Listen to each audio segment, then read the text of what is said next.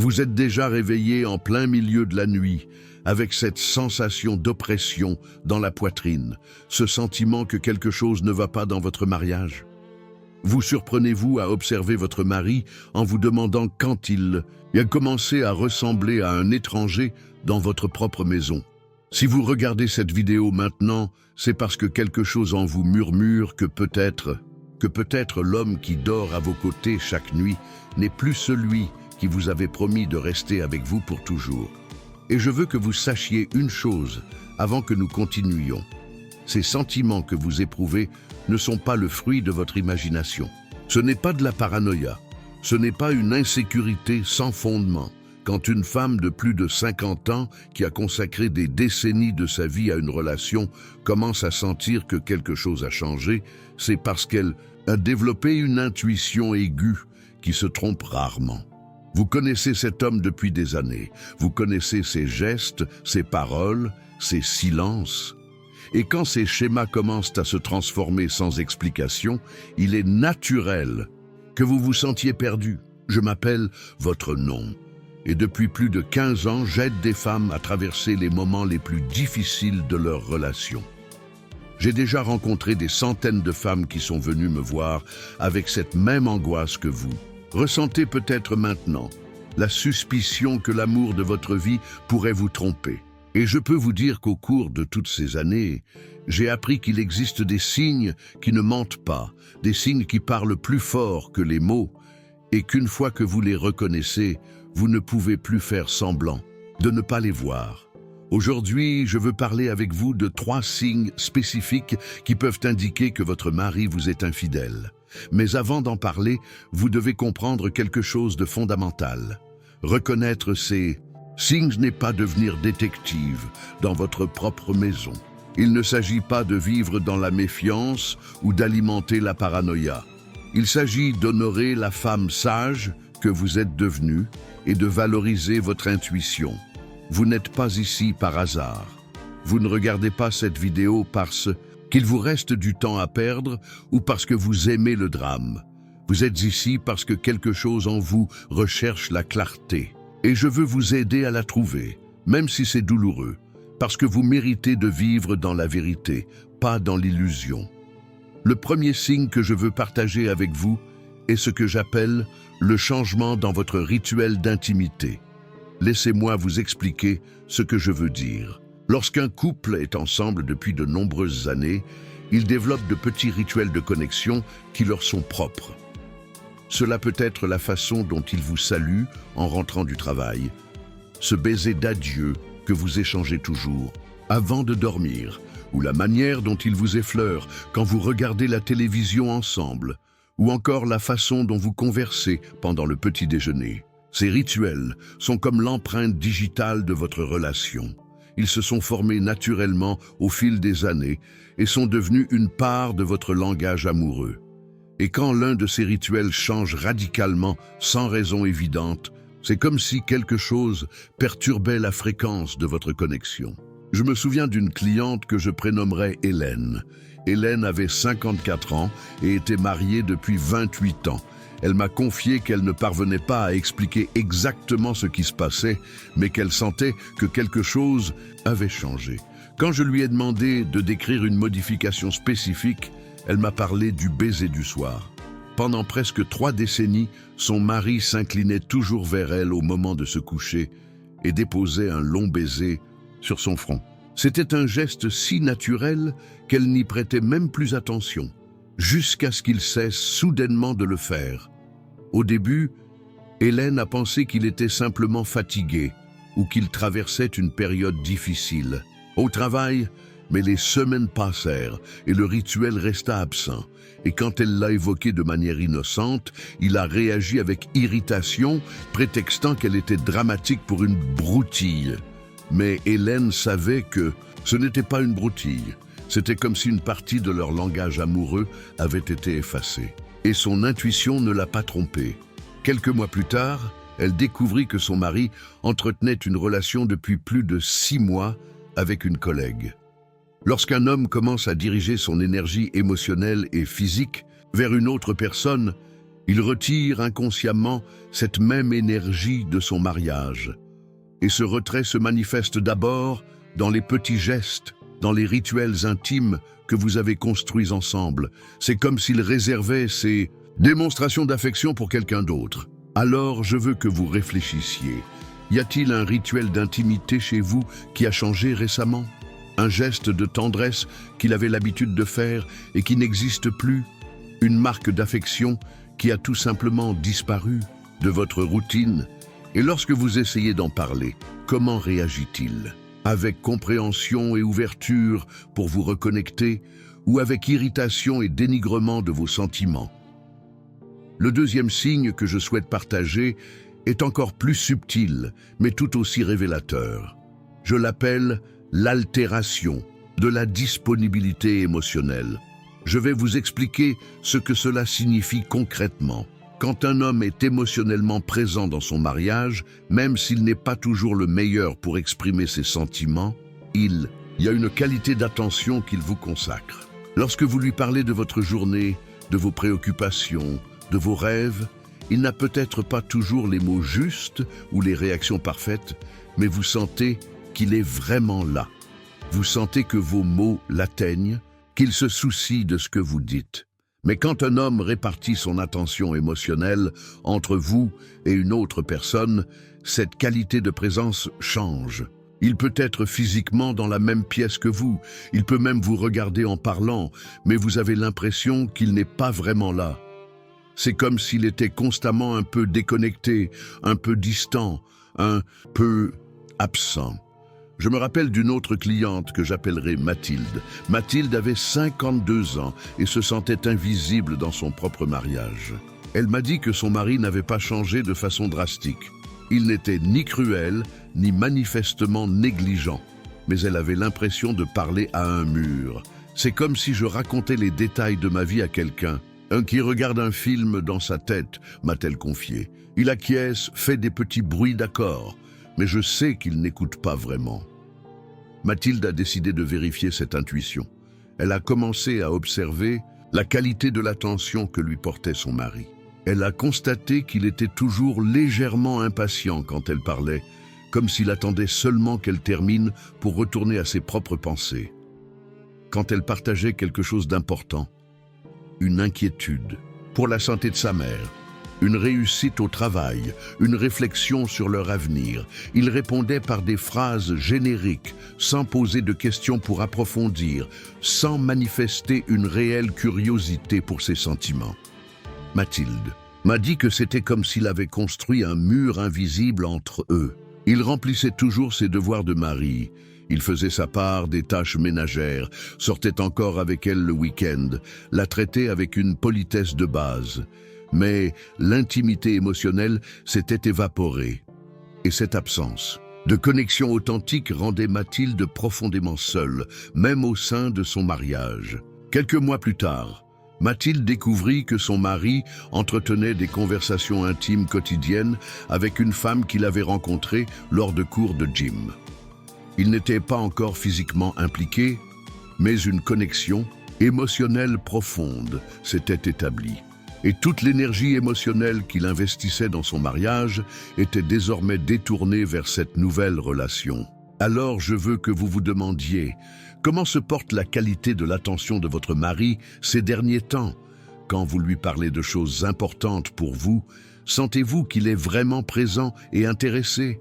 Ou avez-vous l'impression qu'il se contente de suivre le protocole du mari poli? Vous sentez-vous vu et entendu par lui, ou vous semble-t-il que vous parlez à quelqu'un dont l'esprit est ailleurs? Le troisième signe est peut-être le plus difficile à accepter, mais aussi le plus définitif. Je l'appelle le changement dans la manière dont il vous regarde. Laissez-moi vous expliquer ce que cela signifie. Quand un homme est pleinement engagé dans son mariage, même si vous traversez des moments difficiles, même si vous vous disputez parfois, il existe un respect fondamental dans sa façon de vous traiter. Il se peut qu'il ne soit pas d'accord avec vous sur certains sujets, qu'il ait parfois des personnalités conflictuelles avec vous, mais il y a toujours une considération de base pour vos sentiments, une appréciation de votre point de vue, une reconnaissance de votre importance dans sa vie, mais quand un homme commence à se rapprocher d'une autre personne, quelque chose de très spécifique change dans sa façon de percevoir sa femme. C'est comme s'il devait se convaincre lui-même qu'il a raison de faire ce qu'il fait. Et pour justifier cette décision, il minimise tout ce qui va bien dans le mariage et exagère tout ce qui va mal. Soudain, des choses qui n'avaient jamais posé problème deviennent irritantes. Des traits de caractère que votre mari trouvait avant amusants ou charmants se transforment en critiques. Des conversations normales deviennent des disputes parce qu'il est en permanence sur la défensive. Il en vient à vous voir comme la personne responsable de ses malheurs, comme si vous étiez l'obstacle à son bonheur. Je me souviens d'une cliente que j'appellerais Sandrine. Sandrine avait 51 ans et était complètement déconcertée. Elle me disait que c'était comme si son mari s'était réveillé un matin en décidant qu'elle était une personne horrible. Les disputes sur des choses insignifiantes, quel programme regarder à la télé ou dîner le week-end, se transformaient en énormes conflits où il l'attaquait personnellement. Il me dit que je suis dramatique pour tout ce que je dis, racontait Sandrine. Si je mentionne que je suis fatiguée, il dit que je ne sais que me plaindre. Si je propose une activité, il dit que je suis trop contrôlante. Si je me tais, il dit que je suis de mauvaise humeur. C'est comme si je ne pouvais rien faire de bien à ses yeux. Ce qu'il se passait, c'est que le mari de Sandrine construisait dans sa tête le récit où elle était la méchante, afin de se sentir justifié dans sa recherche de bonheur ailleurs. Il réécrivait l'histoire de leur mariage, soulignant tous les moments difficiles et oubliant complètement les bons. Et Sandrine le ressentait. Elle avait l'impression d'être devenue une étrangère indésirable dans sa propre vie. L'homme qu'il avait choisi, promis de l'aimer et de la respecter, la traitait désormais comme un obstacle à son bonheur. Quelques mois plus tard, Sandrine apprit que son mari avait une liaison depuis plus d'1 an. Et durant tout ce temps, c'était elle qui l'accusait pour les problèmes qu'il créait lui-même. Alors je veux que vous soyez très honnête avec vous-même. Comment votre mari vous traite-t-il ces derniers temps? Avez-vous l'impression qu'il vous regarde avec respect et considération, ou ressentez-vous qu'il vous voit comme un problème à tolérer? Quand vous discutez de votre relation, fait-il preuve de volonté de résoudre les difficultés ensemble, ou trouve-t-il toujours un moyen de vous rendre responsable? Vous sentez-vous valorisé et respecté par lui, ou avez-vous l'impression de devoir constamment vous défendre? Je sais que reconnaître ces signes peut être dévastateur. Il peut être tentant de trouver d'autres explications pour chacun d'eux. Peut-être traverse-t-il juste une période difficile au travail. Peut-être s'inquiète-t-il pour sa santé. Peut-être n'est-ce qu'un effet de l'âge, du stress ou autre chose. Et je comprends ce besoin de chercher des explications alternatives. Personne ne veut croire que la personne qu'il a aimée et en qui il a eu confiance pendant des décennies peut le tromper. Personne ne veut affronter la possibilité que la relation à laquelle il a tant investi puisse être trahie. Mais je veux aussi vous dire quelque chose d'important.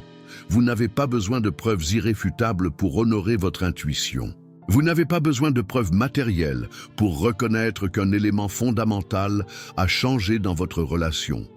Et vous n'avez certainement pas besoin d'une confirmation extérieure pour savoir que vous méritez d'être traité avec amour, respect et fidélité. Laissez-moi vous raconter l'histoire d'une cliente que j'appellerai Régine. Régine avait 55 ans et était mariée depuis 30 ans. Elle avait identifié les 3 signes que je viens de décrire, mais hésitait à accepter ce qu'ils pouvaient signifier. « J'ai peur de devenir folle », m'a-t-elle avoué. « J'ai peur de voir des choses qui n'existent pas. Et si j'avais tort, et si je détruisais mon mariage pour des soupçons infondés? » Je lui ai demandé si vous pouviez revenir 5 ans en arrière et parler à la jeune femme que vous étiez, lui diriez-vous qu'elle est folle de vouloir être aimée, respectée et placée en priorité dans son propre mariage?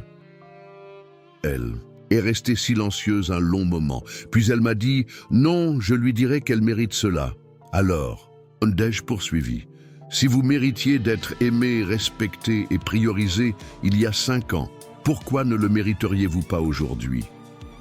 Cette question a fondamentalement changé la perspective de Régine. Elle a réalisé qu'elle s'était habituée à n'accepter que des miettes d'affection et d'attention parce qu'elle craignait d'affronter la vérité sur son mariage. Elle minimisait ses propres besoins et dénigrait son intuition pour éviter de prendre des décisions difficiles. Et je veux que vous vous posiez la même question. Si vous pouviez parler à la version plus jeune de vous-même, lui diriez-vous qu'elle est dramatique de vouloir être aimée et respectée? Ou lui diriez-vous qu'elle mérite une relation, où elle n'a pas à se demander sans cesse si elle est valorisée? La vérité, c'est que, qu'il y ait ou non une tierce personne, les signes dont nous avons parlé montrent qu'il y a un changement fondamental à opérer dans votre relation. Parce que même s'il n'y a pas d'adultère, vous ne devriez pas vivre avec la sensation constante de ne pas être vu, entendu ou valorisé par l'homme qui vous a promis de vous aimer pour toujours. Je veux que vous compreniez que reconnaître ces signes n'est pas la fin de votre histoire. C'est le début d'un nouveau chapitre où vous choisissez d'honorer la femme sage et expérimentée que vous êtes devenue. C'est le moment où vous décidez que votre paix intérieure et votre dignité sont plus importantes que de maintenir une relation qui ne vous sert plus. Et je sais que cela fait peur. Il peut sembler impossible d'imaginer votre vie différemment après tant d'années investies. Mais je sais aussi que vous êtes plus forte que vous ne le pensez. Vous avez survécu à tant d'épreuves, surmonté de nombreux obstacles, appris d'innombrables leçons. Vous détenez des ressources intérieures, que vous ignorez peut-être. Laissez-moi vous raconter ce qui est arrivé à Hélène, la cliente dont j'ai parlé au début. Après avoir confirmé ses soupçons, elle a traversé une période très difficile. Il y a eu des moments où elle se demandait si elle avait bien fait de confronter la situation. Des nuits où elle se sentait complètement perdue, sans savoir comment reconstruire sa vie à 54 ans. Mais Hélène a découvert quelque chose de surprenant. Une force en elle s'était réveillée. Pendant des décennies, elle avait défini son identité principalement comme l'épouse de quelqu'un. Mais quand ce rôle a vacillé, elle a dû se redécouvrir en tant qu'individu. Hélène a commencé une thérapie, non seulement pour gérer la trahison, mais pour se reconnecter à elle-même. Elle a repris des activités qu'elle avait abandonnées en se mariant. Elle s'est remise à peindre, sa passion de jeunesse. Elle s'est inscrite à un cours de littérature, quelque chose qu'elle avait toujours voulu faire, mais n'avait jamais eu le temps. Peu à peu, Hélène a retrouvé la femme qu'elle était avant de devenir l'épouse de quelqu'un. Elle s'est rappelée des rêves qu'elle avait mis de côté, des passions qu'elle avait négligées, de la version d'elle-même qui sommeillait sous des décennies de dévotion conjugale. Aujourd'hui, 2 ans plus tard, Hélène me dit quelque chose que je n'oublierai jamais. J'ai découvert que la trahison de mon mari n'était pas seulement une trahison de notre mariage. C'était aussi une opportunité pour moi de cesser de me trahir. Pendant des années, je me trahissais en acceptant moins d'amour, moins d'attention, moins de respect que ce que je méritais. Le mariage d'Hélène n'a pas survécu. Mais Hélène, elle, a survécu. Et pas seulement survécu, elle a épanoui. Elle a redécouvert son identité, reconstruit son estime de soi et appris à apprécier sa propre compagnie. Cela ne signifie pas que toute femme qui vit cette expérience doive mettre fin à son mariage. Certaines parviennent à reconstruire la relation avec leur partenaire s'il y a un véritable repentir et un engagement réciproque. Mais ce que toutes doivent faire, c'est cesser de se trahir. Cesser de se trahir, c'est arrêter d'accepter des miettes quand vous méritez un banquet. C'est cesser de dénigrer votre intuition quand elle vous alerte. C'est cesser de craindre la solitude au point d'accepter une relation où vous vous sentez seul malgré la présence de l'autre. Alors, quelle que soit votre découverte sur votre mari, je veux que vous vous fassiez une promesse aujourd'hui. Honorez la femme que vous êtes devenue. Valorisez votre intuition et votre expérience de vie. Ne laissez plus personne vous traiter comme si vous étiez moins importante que vous ne l'êtes vraiment. Et si cette vidéo a touché votre cœur, si vous vous êtes reconnu dans les histoires que j'ai partagées, si vous avez senti que vous n'êtes pas seul, je vous demande une faveur. Partagez cette vidéo avec une femme de votre entourage qui pourrait traverser la même chose. Une amie, une sœur, une cousine, une collègue. Parce que parfois, tout ce dont une femme a besoin, c'est de savoir que quelqu'un comprend ce qu'elle vit. Parfois, elle a juste besoin qu'on lui dise que son intuition n'est pas folle, que ses sentiments sont valides, qu'elle n'est pas égoïste de vouloir plus que des miettes d'amour et d'attention. Et si vous voulez poursuivre cette conversation, explorez plus en profondeur votre situation et comment naviguer dans cette phase de votre vie, j'ai des ressources supplémentaires pour vous aider. Laissez un commentaire pour me dire comment cette vidéo vous a impacté ou partagez votre propre expérience. Parfois, raconter son histoire aide d'autres femmes à se sentir moins seules. N'oubliez pas, vous n'êtes pas arrivé jusqu'ici pour être une petite voix. Vous n'avez pas survécu à tout ce que vous avez traversé pour accepter moins que ce que vous méritez. Vous n'avez pas développé toute cette sagesse pour ignorer votre intuition. Faites-vous confiance. Honorez votre parcours et n'oubliez jamais combien vous valez. À très bientôt et rappelez-vous, vous êtes plus forte que vous ne l'imaginez, plus sage que vous ne le pensez et plus précieuse que n'importe quelle relation qui ne vous fait pas ressentir cela.